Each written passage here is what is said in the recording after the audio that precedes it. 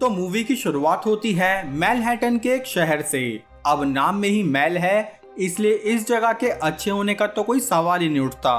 फिर भी ये चार दोस्त शेक, ये 1.5 फुटिया जॉन, टॉमी और माइकल जैसे तैसे अपनी जिंदगी इस शहर में बिता रहे थे। ये चारों दोस्त एक चर्च में काम करते, जहां एक दिन शेक और जॉन ने मिलकर चोरी छुपे एक लेडी का कन्फेशन सुन लिया। अब कन्फेशन सिर्फ पादरी सुनते थे, इसलिए इस चर्च का पादरी बॉबी शेक से मिलने पहुंचा। हालांकि बॉबी पहले गैंगस्टर रह चुका था, जो अपने सारे पाप निरमा साबुन से धोकर एक पादरी बन गया। बॉबी ने शेक को समझाया कि बेटे ऐसी हरकतें नहीं करनी चाहिए, लेकिन शेक के लिए ये सब कुछ सिर्फ एक गेम था। ऐसे ही एक दिन इन चारों दोस्तों को किंग बैनी के बारे में पता चला, जो कि इस वक्त का सबसे बड़ा गैंगस्टर था। इसलिए शेक किंग बैनी के पास अपने लिए कुछ काम मांगने पहुंचा, जहां पहले तो बैनी ने मना कर दिया, लेकिन फिर उसने शेक को पुलिस की रिश्वत भेजने के लिए काम पर रख लिया। अब शेक बड़ी आसानी से बैनी के काम पर लग गया, लेकिन एक दिन कुछ गुंडे उसे पकड़कर वो पैसे छीनने लगे। तभी यहाँ इन बूढ़े अंकल ने आकर शेक की मदद करी।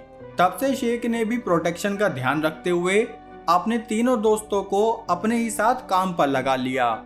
लेकिन जब इस बात की खबर बॉबी को लगी, तो उसने इन चारों को ही ये काम करने से मना कर दिया।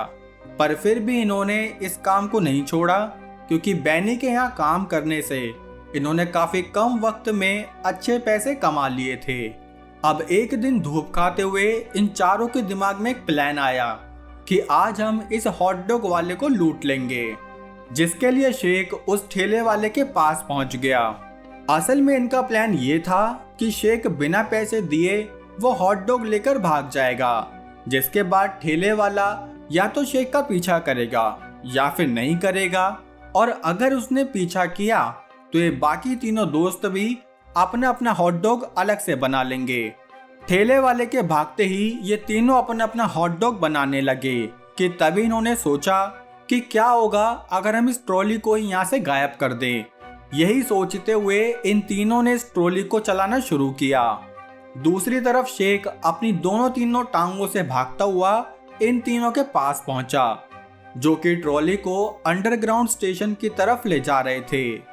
इनका प्लान ये था कि ये चारों उस ट्रॉली को सीढ़ियों पर लटका देंगे, जिसके बाद ठेले वाला इतने अपनी ट्रॉली संभालेगा और उस बीच ये यहाँ से भाग जाएंगे।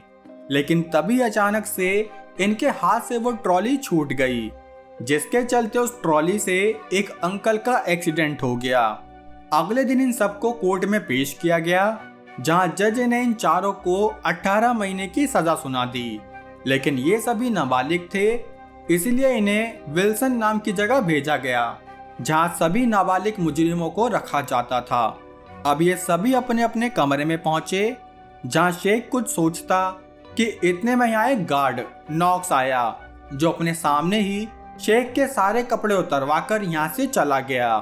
असल में यहाँ 4 गार्ड की ड्यूटी थी, जिनमें यह है फर्ग्यूसन, जिसको थोड़ा ज्यादा याद रखना।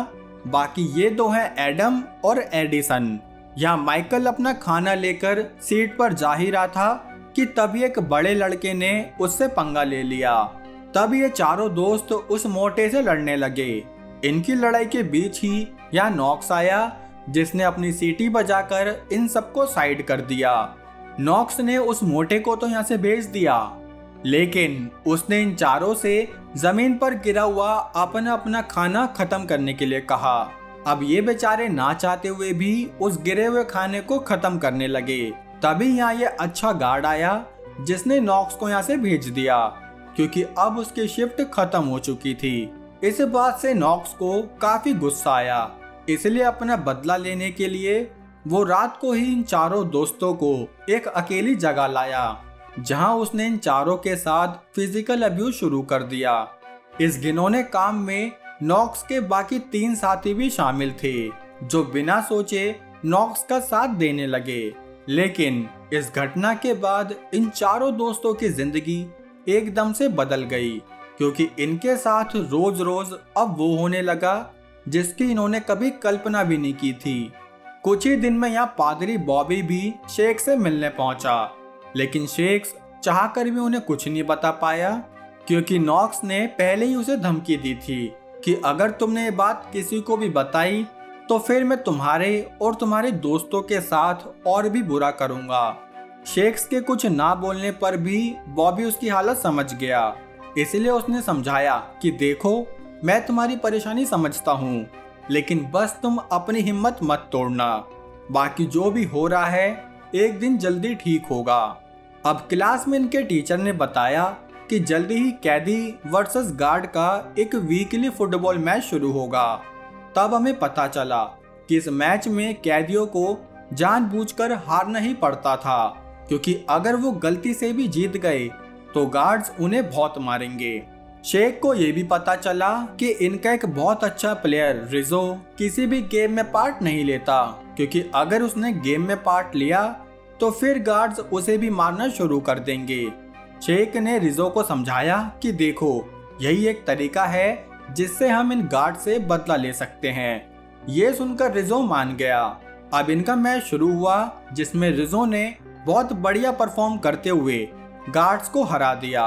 और सिर्फ हराया नहीं, इन्होंने तो गेम के बीच में उन गार्ड्स को खूब धोया, जिसके चलते सारे कैदी गेम जीत तो गए, लेकिन उन्हें इसकी भरपाई अपनी पिटाई से करनी पड़ी। यहाँ जब शेख को होश आया तो वो हॉस्पिटल में बाकी कैदियों के साथ घायल पड़ा था। तभी उसे पता चला कि गार्ड्स ने रिजो को मार मार के उसकी जान निकाल दी। साथ ही इन्होंने उसके घर पर ये झूठी इन्फॉर्मेशन भिजवा दी कि रिजो निमोनिया के चलते मारा गया। रिजो के मरने के बाद यहाँ का माहौल काफी शांत हो गया, क्योंकि सारे कैदी जानते थे कि अगर उनमें से किसी ने कोई आवाज की तो वो अपनी जान से हाथ धो बैठेंगे। यहाँ से कहानी कुछ समय आगे आई, जहाँ इन सबकी सजा पूरी होने वाली थी। ये लोग आपस में डिस्कस करने लगे कि हमारे साथ जो भी इस जेल में हुआ वो हम किसी को नहीं बताएंगे, क्योंकि एक तो इससे हमारा मजाक बनेगा और दूसरा लोग हमारी बेइज्जती भी करेंगे। अगले दिन ये चारों जेल से बाहर आने वाले थे, इसलिए नॉक्स और उसके साथी इन्हें एक और बार अकेले में ले गए। यहाँ से कहानी कुछ साल आगे आई, जहाँ अब जॉन और टॉमी ऐसे गैंगस्टर बन गए जिनका जेल में आना जाना लगा रहता था।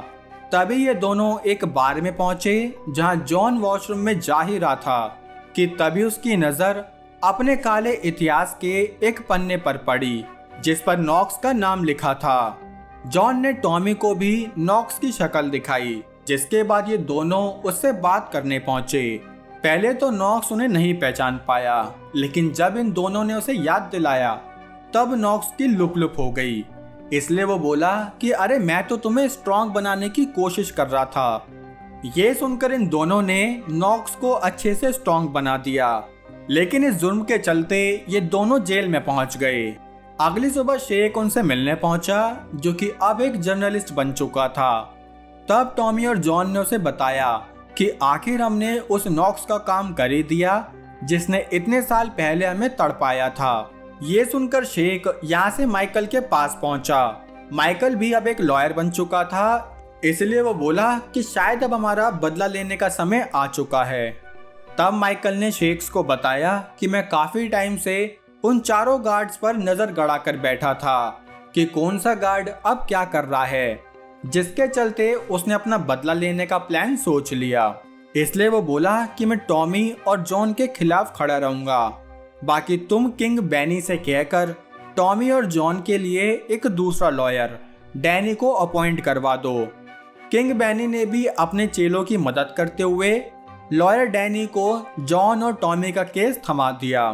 साथ ही उसने बार के सभी लोगों को धमकी दी कि कोई भी टॉमी और जॉन के खिलाफ गवाही नहीं देगा। लेकिन अभी भी एक आंटी उन दोनों के खिलाफ गवाही देने के लिए तैयार थी। शेख से बोला कि शायद कोर्ट में माइकल उस आंटी को संभाल लेगा। अब केस की पहली सुनवाई शुरू हुई, जहां टॉमी और जॉन ने जब माइकल को अपने अगेंस्ट देखा तो उनके अंदर का गद्दारी कॉर्बे जिंदा हो गया। लेकिन तब भी केस की पहली सुनवाई पहली डेट की तरह ही निकल गई, जहां कुछ खास नहीं हो पाया। उसी शाम शेख बॉबी से मिलने पहुंचा, जहां उसने उसे एक रिक्वेस्ट करी कि वो कोर्ट में एक झूठी गवाही दे दे, लेकिन बॉबी एक पादरी था, इसलिए उसने झूठ बोलने से साफ मना कर दिया। अगले दिन केस की दूसरी सुनवाई शुरू हुई, जहां वो आंटी गवाही देने पहुंच गई। तब माइकल ने उन आंटी से ऐसे सवाल पूछे जिससे डैनी को पता चल जाए कि आखिर कैसे इन आंटी की गवाही को इनवैलिड कराया जाए। तभी डैनी इस आंटी से सवाल पूछने आया, जहां उसने पूछा कि मर्डर वाले दिन आपने कितनी दारू पी रखी थी। वो लेडी बोली कि 4 पैक। तब डैनी बोला कि माय लॉर्ड, हम इस पियक्कड़ औरत की बात का कैसे विश्वास करें जिसने सिर्फ टॉमी और जॉन की झलक देखी थी। ये सुनकर जज ने भी इन आंटी की गवाही को इनवैलिड कर दिया। यहाँ शेक्स एक ऑफिसर के पास पहुंचा, जिसे उसने माइकल से मिली हुई सारी जानकारी दे दी कि कैसे बाकी के तीनों गार्ड्स अभी भी गलत काम ही कर रहे हैं। तब वो कॉप खुश हो गया, क्योंकि उसे तो सिर्फ और सिर्फ अपने प्रमोशन से मतलब था। यहाँ से सीन किंग बैनी पर आया, जो कि रिजो के भाई शेख से मिलने पहुंचा। शेख भी एक बड़ा गैंगस्टर था, लेकिन उसे अपनी भाई की मौत के बारे में सिर्फ इतना पता था कि वो निमोनिया के चलते मारा गया। तब बैनी ने उसे बताया कि तुम्हारा भाई निमोनिया से नहीं, बल्कि उसे तो एक गार्ड ने मार दिया था। साथ ही बैनी ने उस गार्ड का नाम भी बता दिया जिसने रिजो को मारा था। अगले दिन केस की फिर से सुनवाई शुरू हुई, जहां अब नोक्स के ही दोस्त फर्ग्यूसन को बुलाया गया। फर्ग्यूसन एक अच्छी खासी पोस्ट पर होते हुए भी दिल से थोड़ा हल्का था, क्योंकि उसकी गलत आदतों की वजह से उसकी बीवी और बच्चों ने उसका साथ छोड़ दिया था। तब डैनी ने फर्ग्यूसन से सवाल जवाब शुरू किए, जिसमें पहले तो फर्ग्यूसन ने कुछ नहीं बताया, लेकिन धीरे धीरे उसने सच कबूल करना शुरू किया कि हाँ, मैंने और नॉक्स ने बाकी गार्ड्स के साथ मिलकर काफी बच्चों के साथ फिजिकल अब्यूज किया था। इस बात से ये प्रूफ हो गया कि नॉक्स एक अच्छा इंसान तो नहीं था। तभी यहाँ पादरी बॉबी भी पहुंचा, जिसने टॉमी और जॉन के लिए एक झूठी गवाही दे दी कि जिस दिन नॉक्स का खेला हुआ उस दिन ये दोनों मेरे साथ मैच देखने गए थे। उसने जज को उस मैच की वो फटी हुई टिकट भी दिखा दी, जिससे कि जज ने टॉमी और जॉन को बाइज्जत बरी कर दिया। दूसरी तरफ शेख ने उस गार्ड का खेला करके अपने भाई रिजो का बदला ले लिया। साथ ही पुलिस ने भी बचे हुए गार्ड को अरेस्ट कर लिया, क्योंकि शेख ने उनके खिलाफ काफी सबूत दिए थे। दोस्तों, ये एक ट्रू स्टोरी थी जिसमें शेख नाम के कैरेक्टर ने सच में उन गार्ड से अपने ऊपर किए जुल्म का बदला लिया था।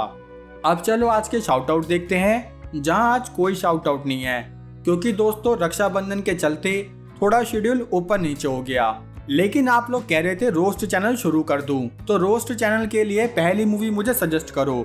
मूवी वो बताना जो काफी लोगों ने देख रखी हो, हॉलीवुड हो, बॉलीवुड हो, कोई सी भी हो, सारी चलेंगी, बस ज्यादा लोगों ने उसे देख रखा हो, ठीक है। बाकी कोई नहीं, अगली वीडियो में शाउट आउट आ जाएंगे सबके। तब तक के लिए कहानी अच्छी लगी हो लाइक कमेंट करके जरूर बताना।